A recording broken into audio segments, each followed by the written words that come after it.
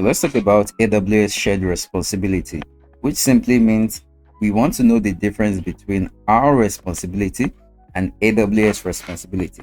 So AWS is responsible for the infrastructure, the global network security, the configuration, and the vulnerability analysis, including the compliance validation as well.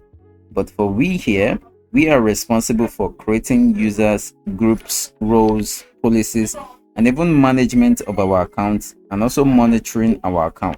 Okay, we are also responsible to creating a multi-factor authentication on all accounts, and for also rotating the keys often, so that we don't probably get hacked.